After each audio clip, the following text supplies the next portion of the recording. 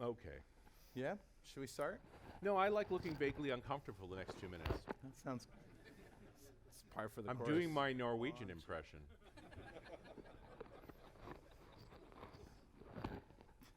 Oh, wait, I have to get an electric car.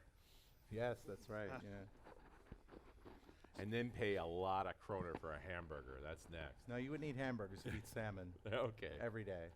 Yeah. I'm stop Good- playing with this now. I think Good I'm Norwegian salmon. Are you going to finish playing with that? Are you sure you're happy? Wow. Happy. Yeah. Happy is what's relative. happy? What is happy? We'll see anyway? by the time we get to the end of the show. Well, I mean, I've been struggling with the title for this show. You know, after seeing your abstract around exploitation in open source, I started off, you know, kind of kindly with when we first talked about this, it was a couple of weeks ago, I think. Maybe it was a week ago. I said, making open source work for everyone, Yeah. which seems too polite for you. That's polite. It's very. How about an anarchist guide to open source? Is I that would a know, better? I it's like more that. like that. It's Yeah. more like that. Okay. All right, so Making I- open source work for humans. Humans I like the specifically. anarchist. The anarchist open source cookbook. There you go. First, you get some steel wool. Let's burn it all down. There you go. Yeah. All right, cool. I think we are at time. So, by the way, we're probably going to swear. So, if anybody is too sensitive for that, you can leave now. I don't think we have a problem with that. We're going to bleep it out, of course, but feel free to use your most colorful language. My previous record was 37 times in 15 minutes. Yeah, I kind of had an idea. Yeah. This time you have an hour, David. An hour. Fuck. That's awesome. We're time. You're ready to roll? Let's All right, do this let's thing. roll this All right, thing. I'm turning you down. All right, you ready? Remember what I told you. Hey, Oslo! It's .NET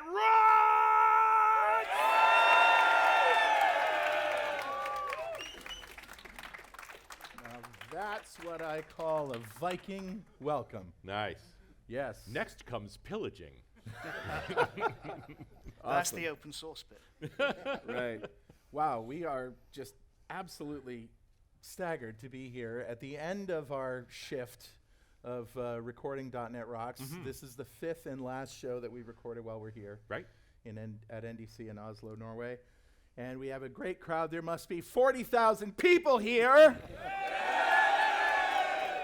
Biggest crowd we've ever had. Actually, the biggest crowd at NDC, I think, of all time. Yeah. Well, I mean, one of the things was our booth is up in the hallway Yeah, because they don't have room they for us. sold out the whole floor, which Right. I don't think it's ever happened before in all the years we've been here. Yeah, they needed that floor for valuable walking space. Well, yeah, because I that don't know if you too. ever tried to get lunch or food, but it was really hard because everybody was walking every which way. But David Whitney is with us. But before we talk to David, let's roll the music for a little crazy thing that we call Better Know Framework. Hit it. So what have we learned? So we don't actually play the music Yeah. when we're live. Yeah. We actually don't play the music when we're recording back at home No. either, right? It's not a thing. Oh, unless we're on Bullhorn. yes, we then, do on then I Bullhorn. do the inserts there. But yeah, all of that stuff gets done. You're watching the sausage being made, right? Right. Like, welcome to real life. Everything is edited. We are nowhere near as clever as Brandon makes us sound. We have this wonderful editor named Brandon. Everybody say, hi, Brandon. Hi, Brandon. He loves it when we do that. But it's great because we have this magic word called edit point, and we can say whatever the fuck we want, and he'll just take it right out. It's great. It makes it He perfect. basically turns up the intelligence and turns down the suck. Yeah, I try to use edit points on my wife, but it doesn't work. No. I did Edit. not say that about. No, Take that back. That part I rewind. said about your sister. I didn't say that. Rewind. All right, All right. you ready to go in? Yeah, go ahead. Okay, here we go. All right, buddy, what do you got? So I have a story of astonishment, and I don't know whether I was my expectations of the Azure portal were too low, or could be, or I had never actually used the services that they offer when you're trying to diagnose a problem. But I had a problem where most of our podcast websites were crawling to a halt. Right. And I Not went, mine. I don't run mine on your tenant anymore. No, that's right. Yeah, he's smart. So anyway, I went up there and I started poking around, and I found out that the API, we have this read-only API that is just for podcast data. Think of it like an RSS feed, but we have other things like the guests and the guest photos and the ads and the links, things that you wouldn't find in an RSS feed. So we use this read-only API to populate the websites, all that stuff. So the API was like not responding, and therefore the web apps were just sort of hanging. And so I went and I said, diagnose the problems in the Azure portal for this web app. And I got these categories, and one of them was CPU, and it was pegged. And then it said, click here for possible solutions. Mm-hmm. So it's actually offering me a solution, and it says, right there, it just says, hey, the app service plan that you're running this in is saturated. Mm-hmm. Because I took Scott Hanselman's advice, and I was like, yeah, great, move it all into one app service plan, right? Because I don't have to pay so much then. Yeah, it's great, except that they only recommend 7 or 8 services per app service plan. I had like 15. So they said, and they offered these options. Option 1, scale up the app service plan. Okay, what's option 2? Make another app service plan and move this app service to that. So I opted for option 2. That was probably the right move because immediately, and it was only a couple of button clicks, and immediately everything started working again. And I was like really impressed because I had never had to use that option. And it also means that we're getting more popular. Well, yeah. You think after 20 years we're doing something right. You never know. It's hard to tell. Yeah, But it is hard to tell. You changed the engine on the back end of .NET Rocks again. to Yes. the Spreaker engine. So Yeah. we'll see what impact that has. Not only did we move podcast providers, but we have a new website. Shout out to Daniel Heichenberg, who did the CSS for the new site, and it's really great. And I wrote it in Blazor Server. It's stinky fast now, And it looks really good on a phone. and it looks good on a phone. Yeah, it's So really great. this is just a plug for when you think what are you gonna do? The Azure portal comes through Yeah. and saves the day. Awesome. So that's what I got. Cool, man. Who's talking to us, Richard? Gravity Comment Off of show 1779. Now, that's the one we did back in February of 2022. During our burst of sort of 20 years of .NET, 25 years of, and this was the show we did with Miguel Diacaza. Oh yeah, Well, great. Maybe you heard of him. Kind of an open source guy, just a A little bit. He dabbles in open Bit of a- source. Bit of an open source guy. And our friend Arnold Axelrod, who's been on the show before as well, wrote a comment on that show. And he said, great show as always. I don't know, sucking up for getting on the show. I don't know. Yeah. Arnold, just call me, man. We'll put you back on. It's fine. No need for sucking up. It's not necessary. Regarding the funding of small open source projects, which is something that Miguel at the time talked about, I have an idea. I believe that Microsoft should have an incentive that the open source community around the .NET would thrive, so maybe they can dedicate an amount of money for this purpose and share it among the NuGet providers according to the number of downloads of that package. Of course, then other companies might be incentivized to do similar things for Java, Maven, NPM, and so forth. What do you think? I think Microsoft's got a lot of money. I think David just took a deep breath, like he really wants to jump There's in. a reason I asked this. I brought up this comment. Wait. Just hold your tongue, because We'll have get to right into it. Let me wrap up with Arnon right Yeah. here. Hey, Arnon, thank you so much for your comment. And a copy of Music to Kobai is on its way to you. And if you'd like a copy of Music to Kobai, write a comment on the website at .NETRocks.com or on Facebook. We publish every show there. And if you comment there and I read it on the show, we'll send you a copy of Music to Kobai. And definitely follow us on Twitter. I say it every time, by the way, for Yeah, those all who right. write me emails saying, why do you keep playing that thing over and over? I don't. I say it every time. Sometimes I fumble it, but not very often. Sorry, you were saying? Yeah, big hand for Richard Campbell. Come on now. I've only said it 1,700 times. right, You'd yeah. think I'd kind of down pat by now. Yeah. And definitely follow us on Twitter. I'm at Carl Franklin. He's at Rich Campbell. Send us a tweet. And there's no need to upgrade your app service plan. Just tweet it out. Tweet it out. Yep. That's like, we've got Not- 15 tweets back up. Split them into 2, 7 and 8. It'll be okay. That's even better than my joke. You like All that? right, yeah, it's great. You're hired. Okay. All right, let me introduce David Whitney. Converting rum into code is his tagline. Do you Nice. have T-shirts that say that? I should. You It's should. absolutely a T-shirt. Twitter at David_Whitney. David is the founder of Electric Head Software, working as an independent software consultant based in London, focusing on iterative software delivery, developer mentoring, and cultural change. It's the last bit that's important. Yeah. Yeah, we're having a cultural change moment, aren't Mostly working with London-based organizations and startups. The rest So of it's boring. the rest of it, yeah, I wrote we it, don't it's need the rest of it. David's here, he's back, he's pissed, and he's got a lot to say. Starting with that comment. we? Yeah. Do we think it's enough? Do we think That, it's that, necessary? that's all I can say to that comment. Like a fund that Microsoft could possibly divvy out between people like it's some kind of charity. Yeah. Well, and based on the number of NuGet downloads, that sounds like a have not set up too. Right. I love the idea. I love the fact that someone was like, "This maybe people should get paid for software." Yeah, that's a good Right. idea. I mean, that's essentially what Gates did Right. with creating Microsoft, because largely software was entirely free before then. But he saw but it was always coming from the hardware vendors. The funny thing is, he was right, wasn't he? Oddly. Because I can tell you for a fact what doesn't pay rent or mortgages. NuGet downloads. Yeah, not a no, bit. Right. Not really, no. You can't go to your bank and trade in 10,000 downloads, Look at all For- these for a stars I've got on GitHub. right? I need a loan. It's really funny because Udi Dahan was talking to me last night on the boat about Poly. You know, Yeah. Poly is a product for policies for retry, resiliency. Yeah, it's great. Yeah, it's great. Everybody uses it. Millions of NuGet downloads, completely free. AppVNext, my company, is the shepherd of the project, but we don't make any money on that. And he's like,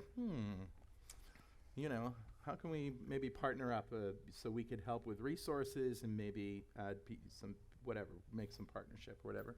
But it's really hard, isn't it? I mean, when you have an open source product, it's not like you have a customer base that you can market to. Exactly that. You have NuGet downloads. And I think it's really, really reflective of this deep cultural entrenchment in software, where it's not only do you not get paid for your open source work, but if you were to ever suggest that somebody paid you, you probably get backlash. Mm-hmm. And we've Yeah. seen it time and time again. I mean, I always think in the .NET space, one of the really, really great examples of this is if you ever follow James M. South on Twitter, who runs the amazing Image Sharp project, and he's very, very transparent about kind of open source funding and how much money and how many licenses that he sells. And real short answer is not very many. Yeah. It's barely a job. For not very much. Right, yeah. not very much, not very many, and moreover, he gets saddled with the rote entitlement of people leaving him drive-by issues to fix his very, very well-researched free Yeah. piece of software, Yes.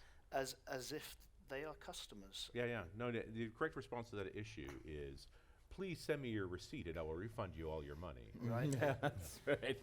What about Patreon or things like that? I mean, artists use Patreon for making and producing They do indeed. everything that they make and produce. I'm trying to be nice here, So but it's a great analogy, isn't it? If we look at kind of the music industry and the way that the music industry funds records, well, since the year 2000, is there any money in music? no, there isn't. Right. No. Only in touring. Right, we drove it down to the bottom to the Yeah. point where artists have to shake tip jars That's right. to get paid for Yeah. their work.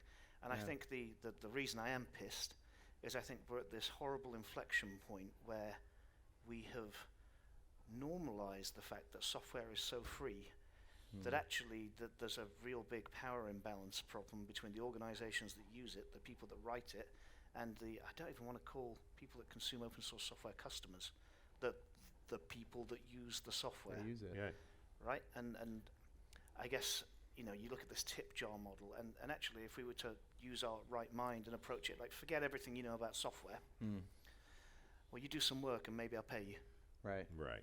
Right? Shareware all over again. That's not how That's not how that's not how it works. works. You can't pay your bills on that. You can't live No. on that. And I think it's really important to remember when we talk about being critical of something like open software. Like I love open source software, absolutely adore it. But it's really important that we are critical of things that we love in order to make them better, Absolutely. right? And we've navigated ourselves to this place where the authors of the most significant open source projects in the world struggle to pay their bills because we've conditioned an entire generation of programmers that everything should be free. Yeah. Yeah. Yeah, and the crazy part about that, like we've driven music down to the floor, and the big successful bands do tours that are highly profitable. Of course. And so you get back to that 1% kind The of 1%, scenario. yeah. Although they've certainly democratized the ability to make music, just not to actually profit from it. It's true. But then again, people don't spend a lot on music either. No. The thing that irks me about the free software side of that is 10 of the wealthiest companies in the world at the top of this are all tech companies. Like, there's a lot of money in software. Absolutely, and you look at people like, you look at the Amazon-shaped problems and the Docker-shaped problems, where, Docker is having a whale of a time at the moment because people think it's somehow hateful that they should have to pay for Docker Desktop. Right. And I mean, which is just the most perverse, Right. wrong-headed way to think about software. Everyone, we're doing a .NET Rocks live here. Mm-hmm. Everyone in this room gets paid for building software. Right. Do you really want to live in an industry where we devalue the very, very core asset that you build? No. So much so that you cannot earn a living anymore because of the expectation that everything is free.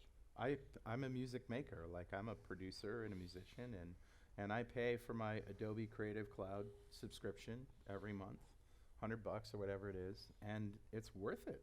Right. Because I get this most amazing software that I probably couldn't do my job without, and other software that I use on a subscription basis or on a one-time whatever, you pay for it.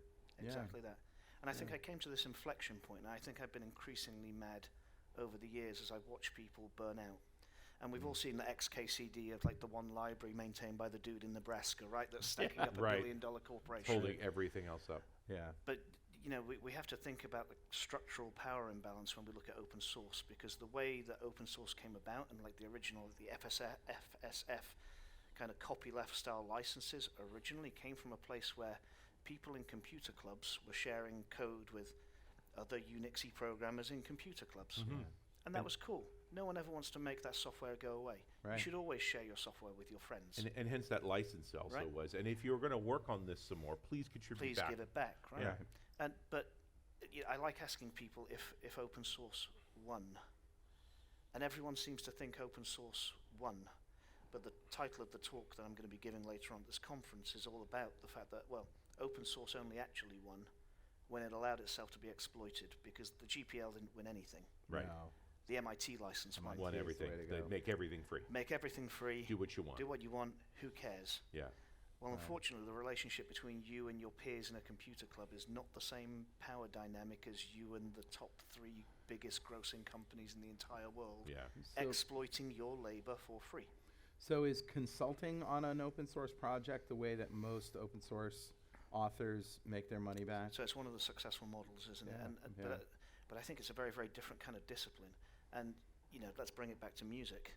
Yeah. Should bands have to traipse around the world and gig ruthlessly just to make ends meet after they do the work? After they produce the piece of art, the actual work is not valued. We devalued the work, and I think we're in this place where we have devalued software. And when you devalue software, you breed entitlement. And we see it in our communities all the time, because the toxicity that comes from people feeling like they are owed software and your work. It's a vicious cycle, though, isn't it? It's Because it's so easy to make the tools are free. You can download the tools. You can get open source tools. You can build software. You can put it out on GitHub. So the people that consume it, they're always looking for the next thing, aren't they? Exactly So there's this huge glut of supply, right? And the demand is there, but it's not like the whole world is going to find your project and use it and stay on it for years. It's not like if you have an Adobe Audition or Adobe Premiere Pro or whatever, we have a couple competitors, but the software is so damn sophisticated that it's hard to replicate. Exactly. And you're probably in the same kind of, the odds of you being successful are probably the same as you having a hit album. Yeah. Frankly. Yeah. Right. No, even if you're great. Even if you're building something that you really care about. And I think we have to be reflective as a community and understand that the way we interact with the software we put out there matters. And it changes the culture in which software gets built in. Like, it really, really does. Yeah. And you know, if you ethically want to interact with software, like, God damn it, pay your friends. Yeah. Like, pay your friends to do their works, because otherwise your friends won't eat.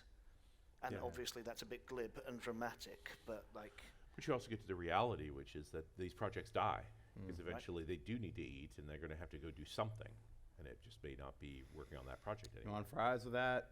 Yeah. right, exactly. And God, you That's the musician's mantra, right? Yeah. well, indeed, and maybe You know the maybe difference it's between also a us. musician and a mutual fund? Go on. One matures and earns money. Hey. Ooh.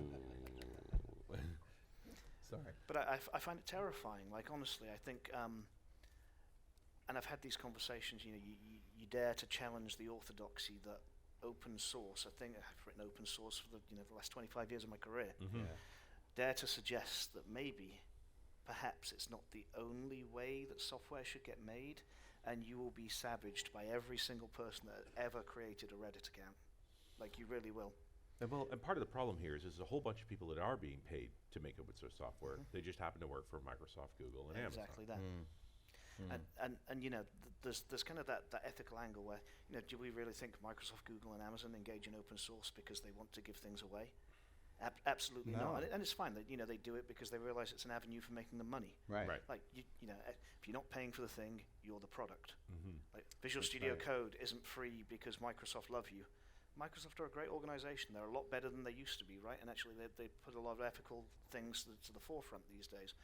But Visual Studio Code exists to get developer mindshare. That's Right. the two things can be true at the same time. Yep. It can be a good product, and it also can make you the product.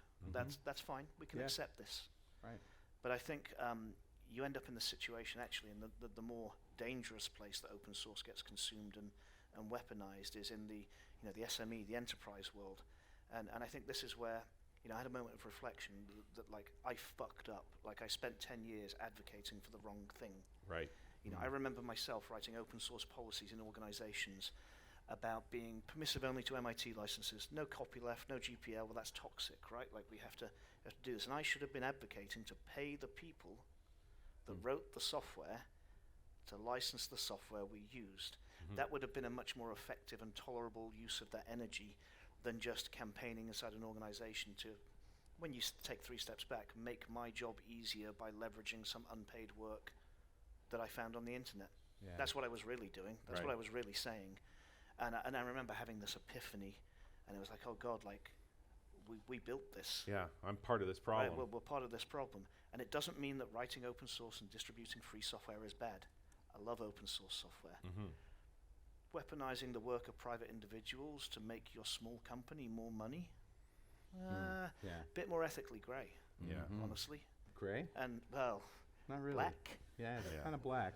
It's pretty dark, It's a deeper shade It's of gray. pretty dark. That's for sure. right? But At least beyond 50. we all do it, Yeah. right? And we've all done it. And I think unless there's a table stakes, and I want to take it back to that very, very first question, I think there's a table stakes kind of thing here for any next generation language, runtime, or environment. If billing isn't built in, like, fuck am I learning it? Absolutely not going to happen. I don't think anyone should. You know, I think we should actively boycott languages that don't support funding creators as a fundamental part of the ecosystem. It's table stakes now, and I would bet that any of the new wave of languages or the evolution of existing languages will start to account for this. Yeah, I don't know if I look at it from a language perspective, but from a platform perspective. From a platform perspective, Yeah. of course, yeah.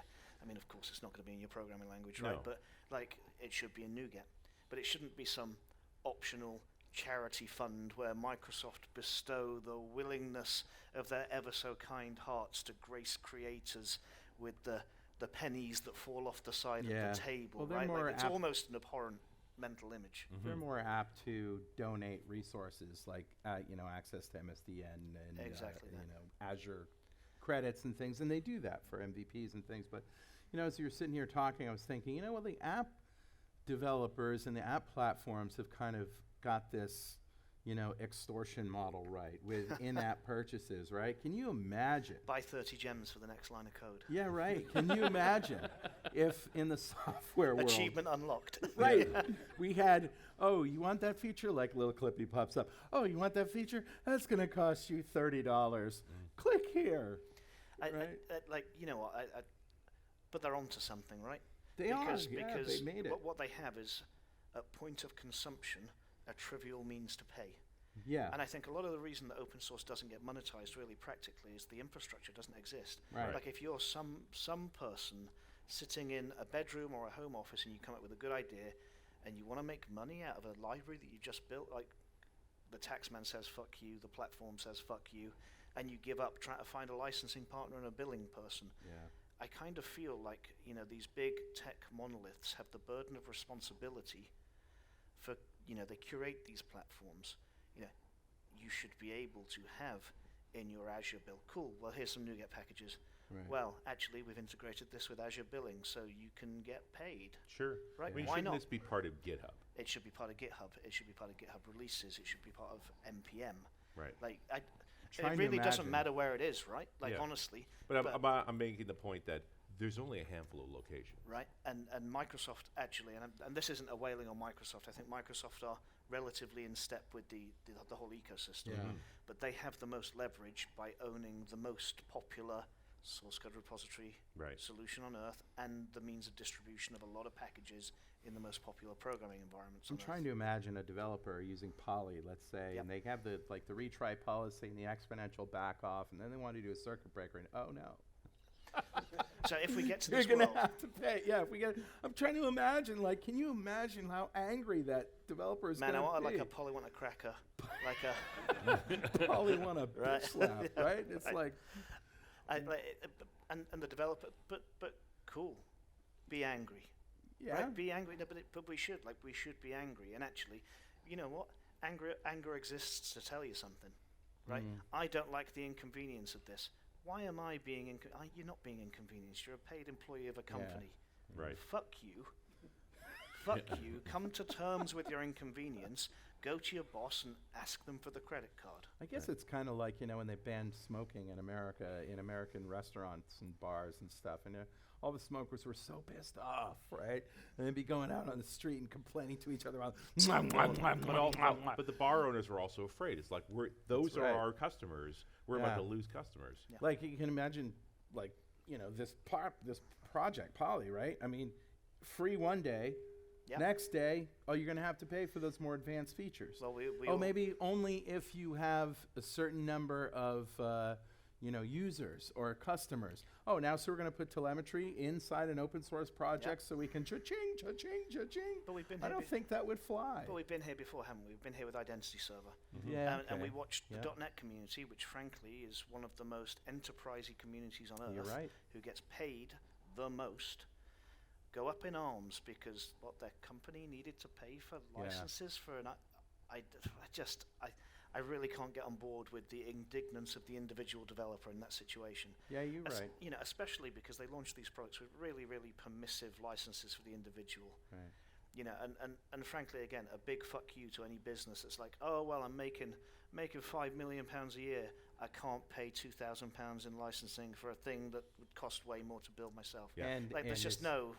critical to the infrastructure and the architecture. of Well, that. and finish your analogy. The reality is when they banned smoking in bars got busier. yes, Right? Like right. the argument here is if we built that infrastructure, if we did make that complexity, so it's People like, would come out. listen, you're making money on this software, pay for the libraries you use. Exactly that. And I think Wouldn't the libraries get better? they would get better. People would be able to make a living doing things that they love. And was that not the dream? Like, I swear to God, anyone, definitely not God. Like, I swear to the universe. he's not listening. Swear to the cosmos. Like, no one when they were 14 learning to program was like, oh, you know, I want to meet in that, want to work in that corporate meat grinder, yeah. sending passive aggressive pull requests to open source libraries. like that was nobody's dream. Yeah. Yeah. But it is the reality. And you know, unless as a community we rise up and explain to you know, big tech understands this. Yeah. This is not a surprise to No. them, right? They benefit from the current status quo. But if people start abandoning their learning platforms, if people stop abandoning their tools and libraries because actually they can't earn a living doing so, I think what we will find is we'll end up in a place where the one ecosystem that actually does embrace funding for individuals, you know, even if the programming tools are shitter and if the platform isn't as good, if I can make a living doing it, More work happens not? there. Let's and go that's there. Moving over there. right? Let's go there. And folks, I'm going to interrupt for one moment for this very important message. And we're back. It's .NET Rocks. I'm Richard Campbell. That's Carl Franklin. Hey. Talking to our friend David Whitney. Still here. A little bit about making open source better. Yeah. This is how we make it better. It's how we make it more ethical. I just want to poll the audience here, and when I ask you, I'm not going to ask you to raise your hands because this is a podcast. So by clapping of hands, how many people would actually pay for more advanced features of an open source project if they knew it was going to affect their bottom line in a positive way? And how many people would not? Chickens. Oh, wow. So you're either full of shit or this is a really good indication that people are willing to pay. This is a fairly peer-pressured environment. I agree. Yeah, I agree. It is, but you know Get what? that guy. But here's the thing, you know what? Like, I remember writing the talk I've written about this, and I was terrified to even give it. Yeah, you sure? Because it's so close to heresy Yeah. to be like, oh, this stuff we've all grown up with and like value, and oh yeah, open source one, oh maybe problematic. And I just think it takes a lot to be reflective in software, and especially because a very very fast-paced industry, actually Yeah. stopping and thinking. Hasn't the pandemic helped all of this? Like, you've definitely seen people reflect on work in a very That's for profound way. We have, And the power of the worker to, this en masse changing your mind. Like suddenly, everybody that got forced out of work when the lockdowns happened and then retrained into something else, they're not going back to their old job now No. that the lockdowns are over, right? It's like, surprise. yeah, I told you this exactly. story. My brother Jay, he works as a software developer and, Java. in Java. Try not to hold it against them. Yeah, no. Brilliant. It's way more brilliant than I'll ever be. He basically came to a band rehearsal one night and he says, I'm coming to terms with the fact that I'm never going back to the office. Mm-hmm. Because, he'd been working from home because of the pandemic. Yep. And they're shutting that facility down. Yeah, makes no sense anymore. Makes no sense. Well, and especially for developers, like you're more productive working in a controlled space, Right. preferably your own. A place that matches your preference, Yeah, Yeah. because right? you That maps put to it your together. mental model. Yeah, it's interesting truth. A This place where you can go to work at 10 o'clock at night and feel good about it. yes. A place for us to dream. 8 solid hours of not wearing pants. And have a beer. Have a Miller. But I do think that you're hitting this point of this aspect very hard right now because we have all been reflective. And it's like this is unfair and counterproductive. You've now seen what happens when people change en masse. If a bunch of these maintainers have had enough, we're going to lose a whole bunch of code that people really depend on. Like, Yep. are you going to continue to use it if AppVNX pulled out of Poly? Then what happens? What happens? No, There's- somebody else would be right there to shepherd the I project. don't think that's true. Yeah? With no money in it, just an obligation, Yeah. right? Like, Well, what's it's the upside? It's the running joke, isn't there? I wouldn't wish a successful open source project on anybody. Yeah. Like, welcome to free work. Cool. Well, and constant criticism. Yep. Right. Like it's not just that you're not being paid for your work. It's that people are very angry while not paying for If your you want work. to tell me go fuck myself, pay me. Yeah. I am way more agreeable. This is what .NET Rocks has come to. This is It's great, going to be man. my epitaph Yeah, that's right. after I get stabbed by, I don't know. Richard Stallman. Richard comes Stallman out in of the hallway nowhere. outside. That's it. Slings out of the ceiling. Boom, you're done. But it's really interesting you mentioned like a character like Richard Stallman, because the funny thing about the kind of licenses that power most of open source, the text files that come with the binaries, Right. is The unenforced. they were written by a set of people at a time who believed that software freedom was more important than freedom from exploitation. And they were yeah. wrong. Yeah. And that's allowed. You just have to try and do better. You can believe that, but it's not good enough. Well, Right.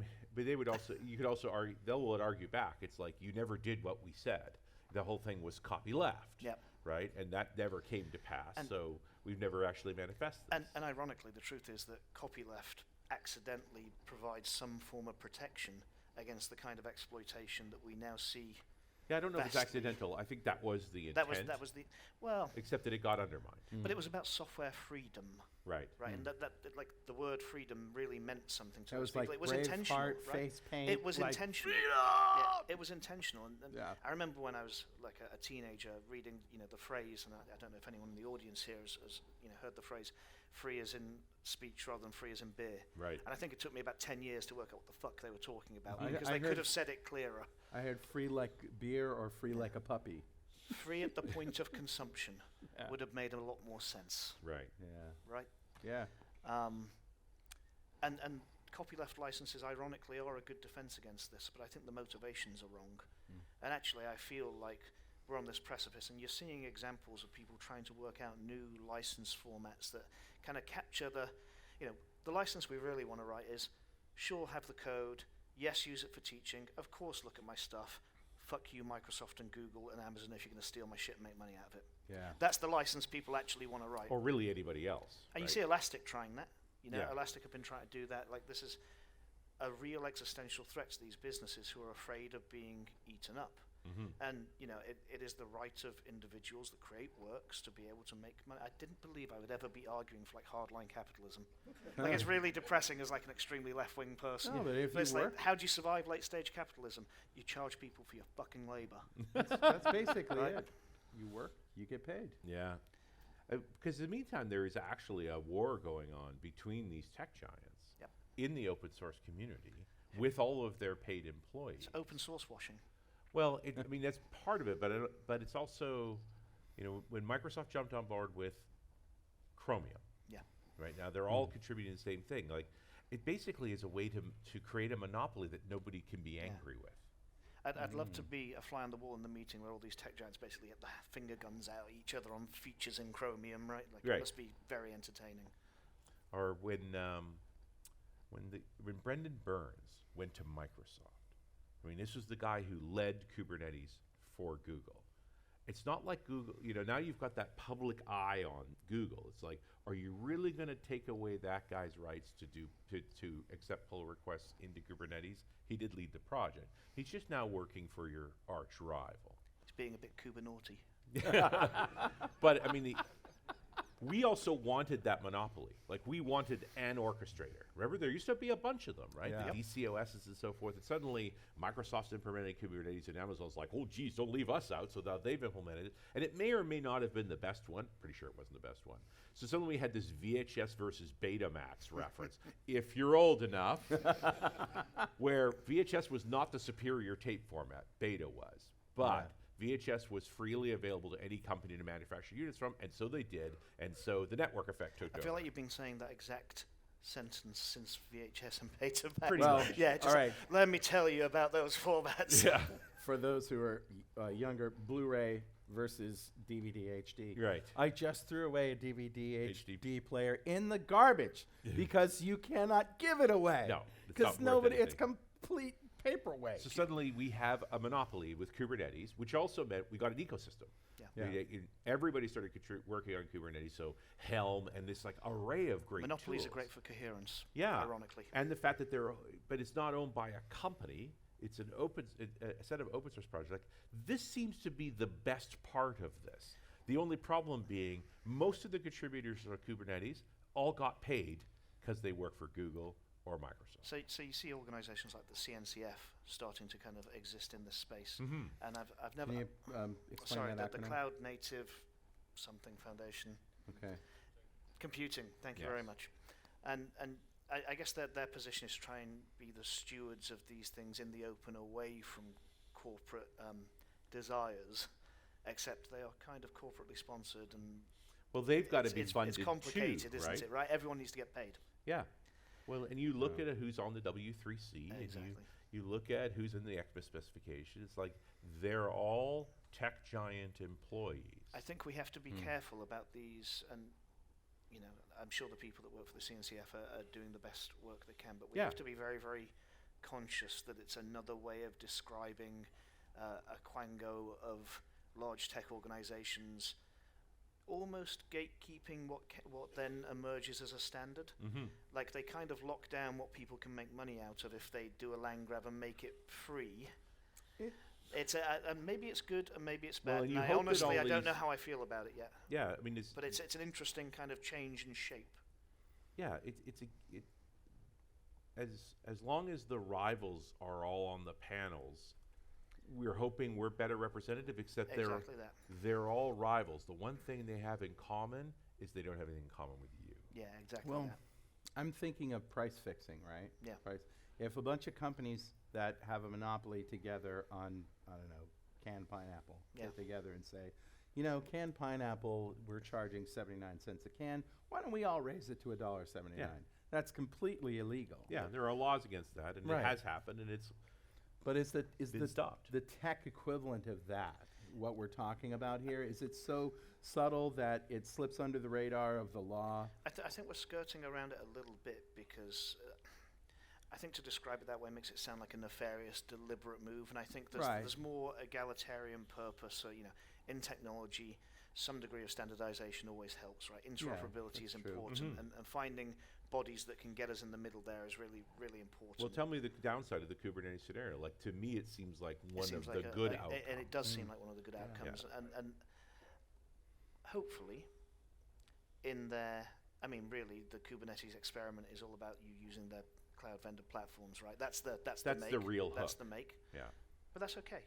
Yeah. And I think it is totally possible for large organizations to ethically interact with open Sure. source. Because you can also use Kubernetes on-prem. You don't have to go Right. to Amazon or Google or Microsoft. And even when you're the product, they're giving you things. Right. Right? And there is an exchange of value that's happening there. Yeah. That is not organizations exploiting you. And That's they're- effectively them saying, we'll give you this stuff, you use our platform.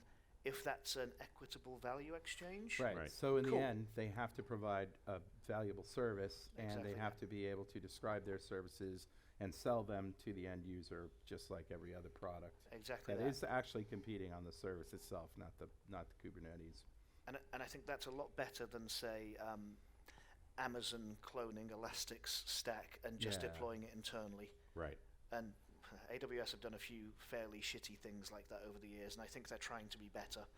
And I think their track record is kind of improving. But you always have to beware when there's such a great power imbalance that they're never beyond it. You know, just because the bear isn't biting you right now. Right. Yeah. Well, because the counter to that, and we should probably dig into this with some Elastic folks at some point, was Elastic has been trying to use cloud providers to provide Elastic as a service. Exactly that. And those cloud providers have been an impediment to that.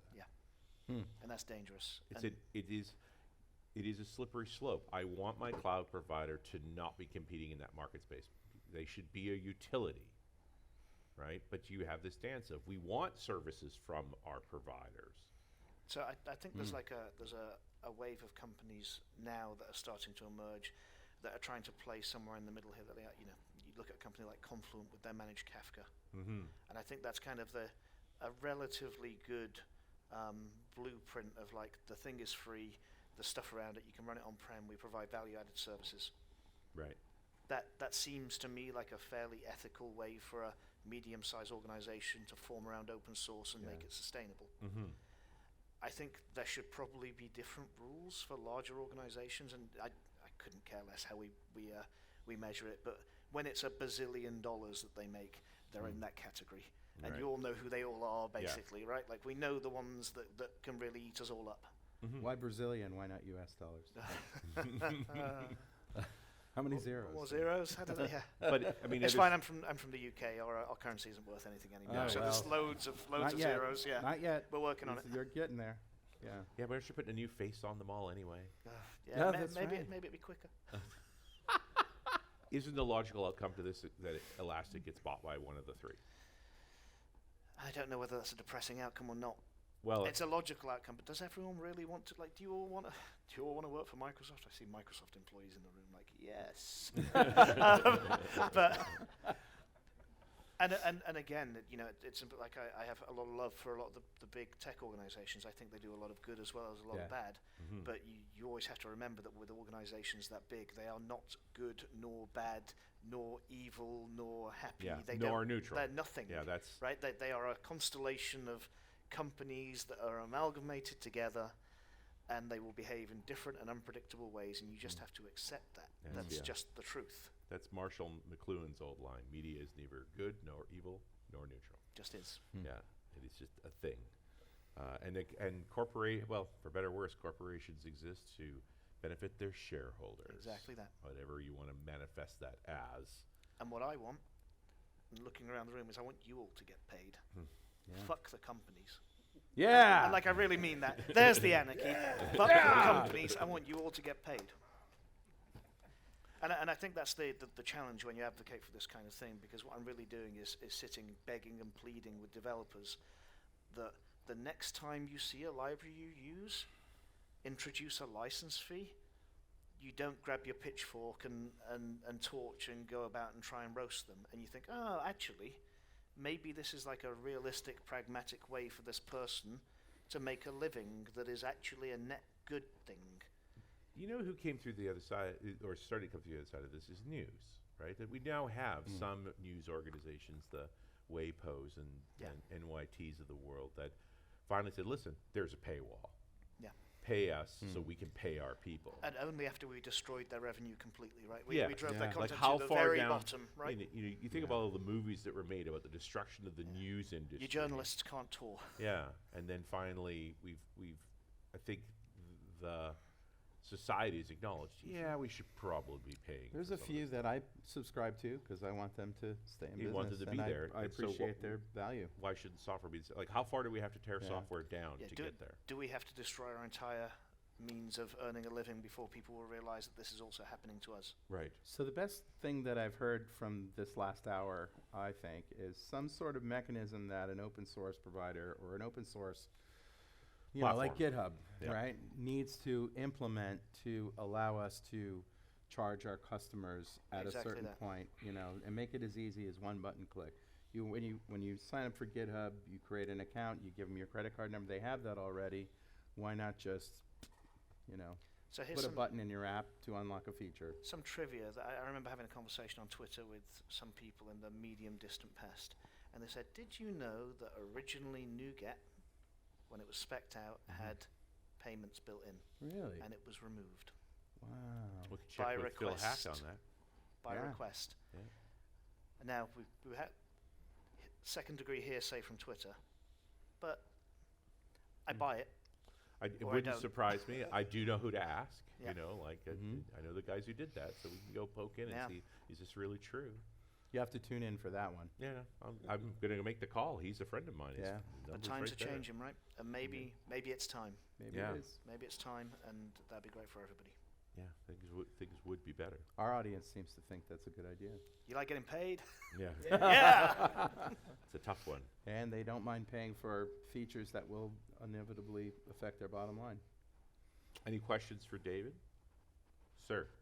Yeah, I was wondering if you could say something about what kind of financial model that would achieve your goal, because Yeah. it seems like the most naive approach would create just a handful of lottery winners if you look at downloads. It's a great point. Repeat Yeah. the question. David, David, what's a good financial model for this that doesn't end up with just a lottery win for a handful of lucky folks? Oh God.